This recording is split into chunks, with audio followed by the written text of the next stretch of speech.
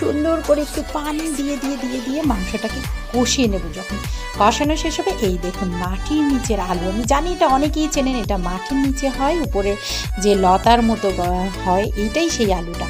তারপর সুন্দরভাবে আলুটা দিয়েও একটু কষিয়ে নিয়ে দিয়েছিলাম পানিটা হয়ে আসলো। যখন একটু মাংসটা হয়ে আসবে, ঠিক আগ মুহূর্তে দিয়েছি কাঁচা মরিচ এবং আমার ম্যাজিক মশলা। সুন্দর একটি কাঁচা মরিচের ফ্লেভার পাচ্ছিলাম। তারপর আমাদের মেনুতে ছিল বাদাম ভাতা। বাদামটাকে খুব সুন্দর করে ভেজে নিয়ে আগে প্রথমে বেটে নিতে হবে, তারপরে একে একে কাঁচা পেঁয়াজ, রসুন এবং কাঁচা মরিচ ভালো করে বেটে নিয়ে লবণ দিয়ে মিশিয়ে নিয়ে হয়ে গেল বাদাম ভর্তা।